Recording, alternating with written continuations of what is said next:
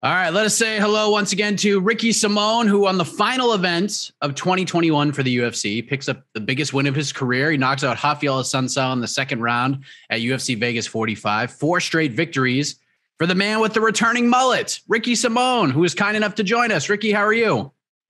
I'm doing great, man. How you doing? I'm doing great, man. That was some performance. It was dominant. The finish was brutal and nasty. And you're a guy that moves ahead pretty quickly. You don't like to savor the flavor for too long, but it's been a little over a week now. Are you able to kind of smell the roses of this one, considering you beat a guy with an established name in this division for quite some time? Yeah. Well, of course. Yeah. I was super happy with the win. I feel like I was so well prepared going into that one. My coaches kind of really just broke down everything he was going to do. And I felt really comfortable in there. And I think that was kind of the theme of the week, was just being relaxed and comfortable.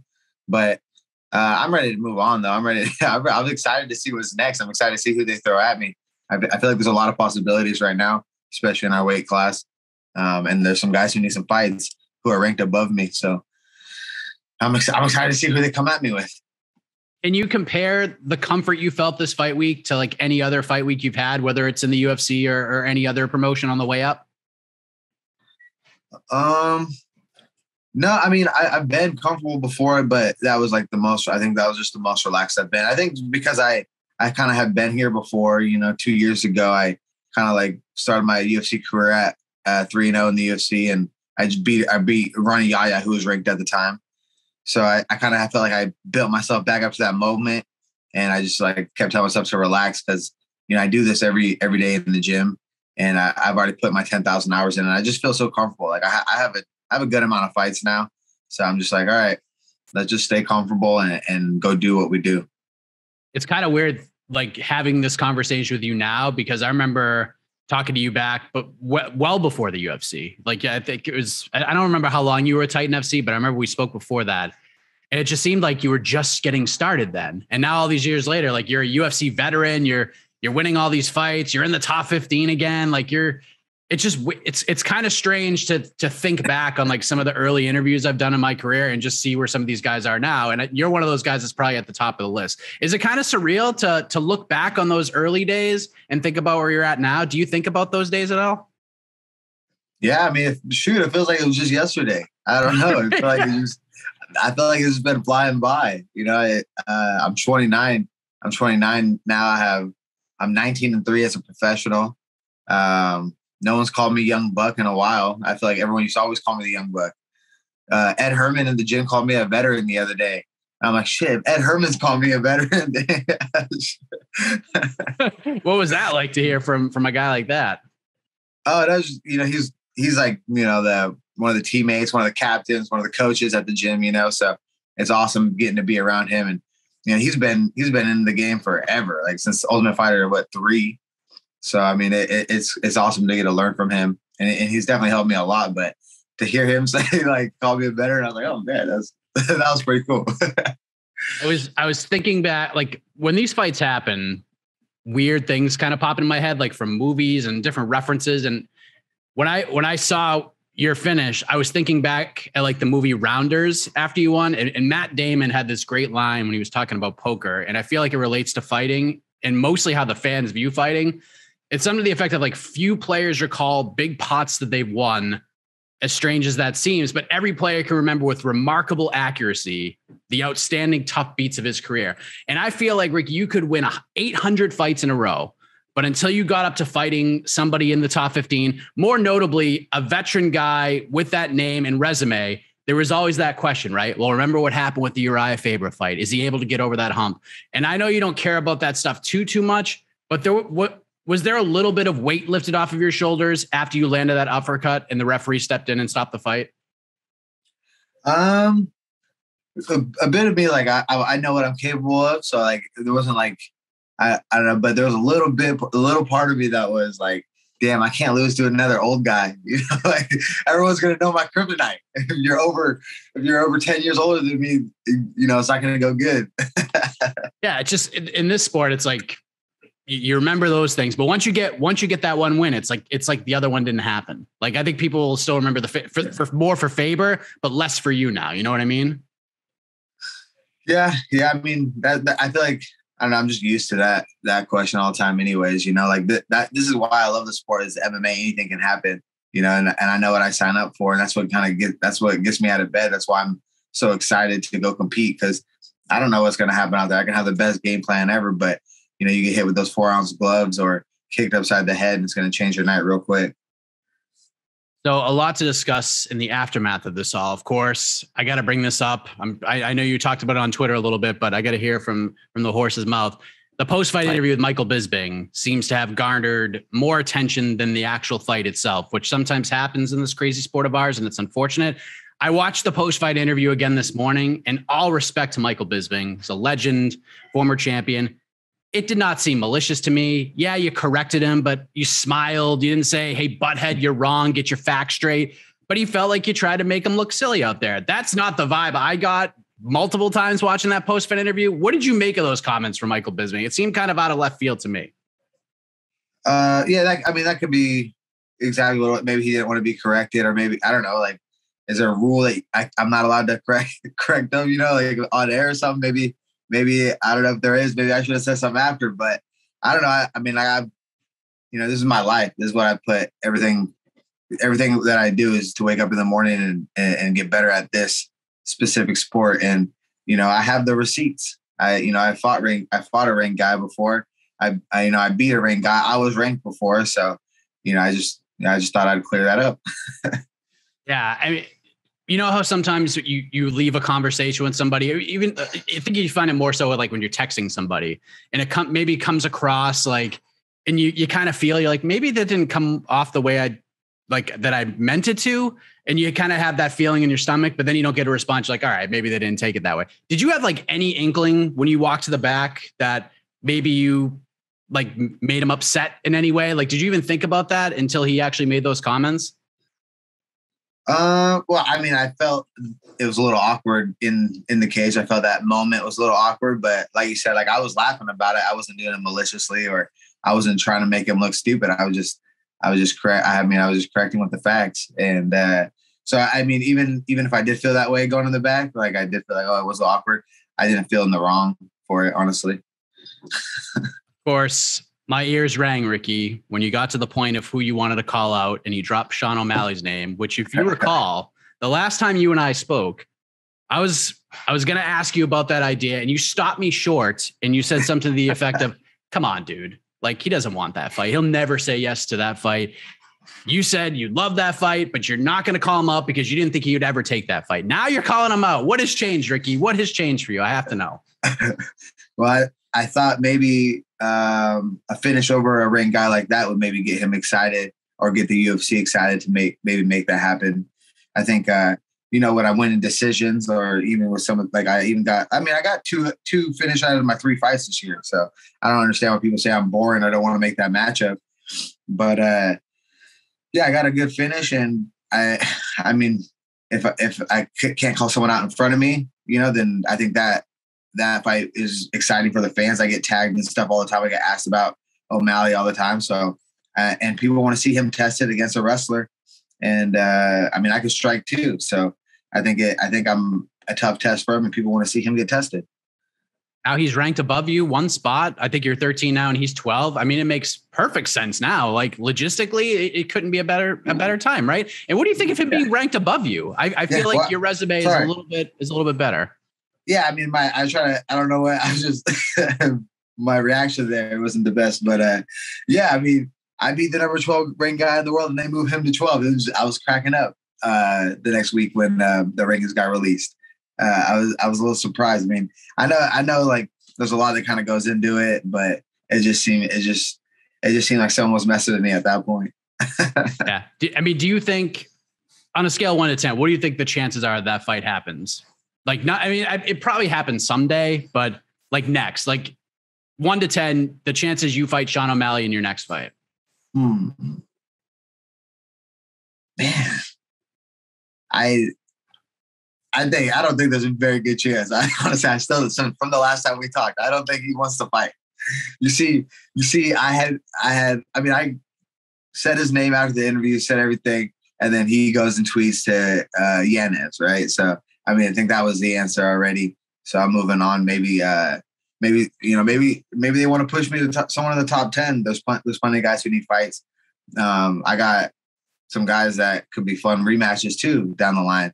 I got a close fight, a close loss to number 5, and a win, whether it be controversial or not, over number 6. So, I mean, I feel like there's some fun fights to be made, and I'm excited to see what the UFC comes at me with. But I doubt O'Malley wants that fight. I doubt he'll take it. The way you started to answer that question, I was like, wait a minute, was there something cooking here? But I guess there's not. I guess it's not going to happen. Who knows? I stay hopeful. I mean, just think. So we have a matchmaking show that we do on MMA fighting. It drops Sundays, like right after these events. Pedro Munoz is my choice for you. I think he's ranked number 10 right now. He's still a really good fighter. He's had the tough loss with Cruz. The fight with Jose Aldo was super fun despite the loss. I feel like that's a good fight for both of you guys. You're looking to get another established veteran name on your resume. Mm-hmm. Pedro's looking to get back on track. There's really no way he can avoid a fight with a guy like you who's on a 4-fight winning streak after losing his last couple. I feel like that one makes all the sense in the world. But again, you just have so many fun options right now. What are your thoughts? Like, is there one name that sticks out above the others for you? Not really. Because I feel like there's like, I think it's been that bantamweight division has been pretty active, and I feel like it's always hard for me to like find someone who, the timing would match up along with the rankings. But right now I feel like 8, 9, 10 are all lost and need a fight. I think is that Pedro, Frankie, and Marlon Moraes. So I mean, any of those, none of those names, like one sounds better than the other. I mean, they're all like great fights. They're all tough fights. So any of those, and because I mean they're all ranked above me as well. So if I can't beat up O'Malley, then one of those guys would be great. I feel you mentioned timing. I feel like the timing of this knockout was perfect because the top of the division is still a mess. It's super fun, but it's still a mess because we still got to wait for that rematch to happen for the title between Sterling and Jan. Then we have Dillashaw and Aldo. We don't know what's going to happen with those two guys. I think Font and Sandhagen, they should just match those two guys up. But I feel like by the time you fight again, that title picture is either going to be like about to be cleared up or will be cleared up. So I feel like this win happened at the exact perfect time. Do you feel the same way? Like if this happened 6 months ago, I don't know if it would have the same impact that it's having right now. Yeah. I think, you're definitely right about that. Cause it's always hard to like we said, for when this happens, when new guys are coming in and old guys are kind of like coming out of the rankings and stuff like that. But it just feels like things are open, but like, there's still matchups like in the top 5 that could really clear some things up. And I think just with a couple more wins at the end of 2022, I could be up there in the top 5 or a contender fight, so that's what I'm looking forward to this next year. I was talking to your cousin after his big win. He had a sensational finish as well. And he said that you guys had this sort of relationship where he gets the finish and he kind of just looks at you and just kind of like swaggers at you saying like, top that, dude. Do you feel like you topped it, or do you feel like you were a step behind? Shoot. They were both, they were both right hands. They're both right hands. So maybe I was copying him a little bit, but I mean, come on, Vince. Mine was over a top 15 guy in the world and a legend in a Assuncao. I'm just saying that. Just if we're comparing, pull it out. Just kidding. Yeah, I don't know. Yeah, we're super competitive like that, and we're always like pushing each other. But it's always. It's the best. I have a cousin who's in the UFC in my same weight class. It makes for awesome training. We've been getting down over there in Vegas, having cross training with him over at Syndicate and stuff, and we've been making that work over the last maybe a year and a half or so. So really since this whole COVID stuff's been going on, so it's been cool. But yeah, we're definitely competitive. What's it been like for you to watch him mature as a fighter? Because you feel like the skills were always there. It's just a matter of getting that confidence and just getting that maturization in the sport to all just kind of come together. And I feel like with him, it's starting to come together, and you've got to see it closer than really any of us. We just get to see the in-cage product. You see it behind the scenes. What has that been like for you to sort of watch him sort of live up to the potential that a lot of people have had for him? It's inspiring, man. It has been. He at the end of the day, he's still like my older cousin, my big cousin. So, to see where him bounce back from so much adversity, especially with that tough fight, broken orbital, torn Achilles, then coming back and I see him win some fights and then, buy a home and stuff like that. It pumps me up for sure. There you go. Who do you think wins the rematch when they finally book it? Who's going to be the champion come like the springtime? Is it going to be Jan getting it back or Aljo retaining? I don't know. I picked Aljo in the first fight. I thought he'd be able to wrestle him up some more. But we did see a lot of that first fight. Just how it was going.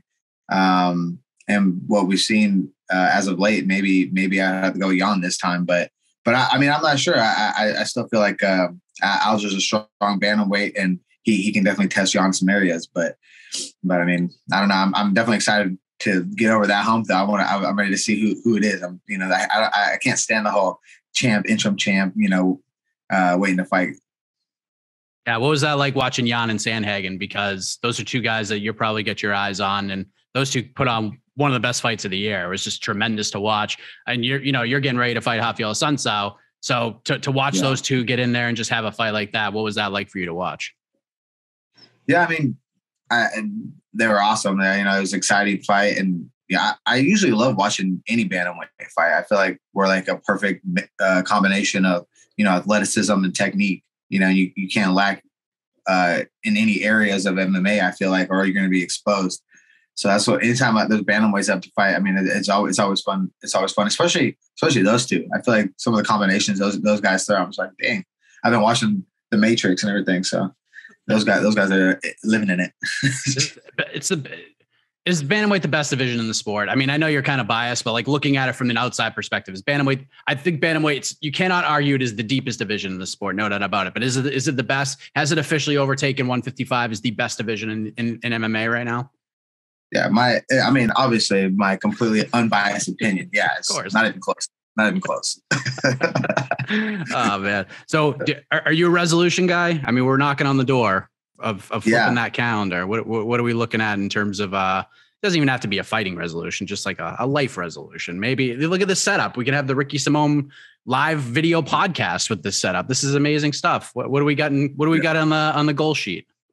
I'm gonna work out every day. My diet is gonna be better. I'm gonna stop drinking. No, I'm not gonna do. Yeah, none of that.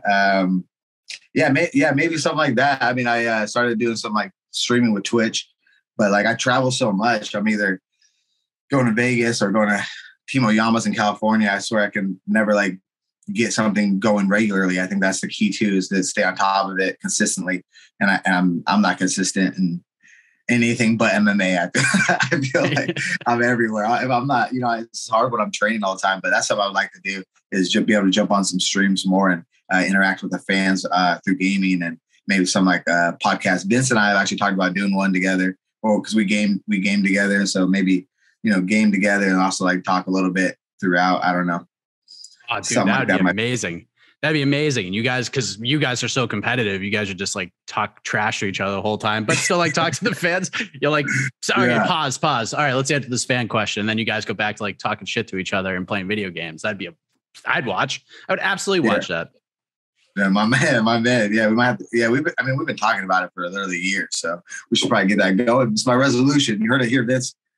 Yeah, so you got a studio. He's got a nice little studio set up at his new house. I think you guys got something cooking there. So, so we look forward to that. We look forward to seeing what 2022 has in store for you, Ricky. Congratulations on a great win, capping off a big year, and I think 2022, like I said, timing matching up, this could be a very interesting year for you and the bantamweight division. So, congrats, happy New Year, enjoy the rest of the holidays, man, and we'll talk soon.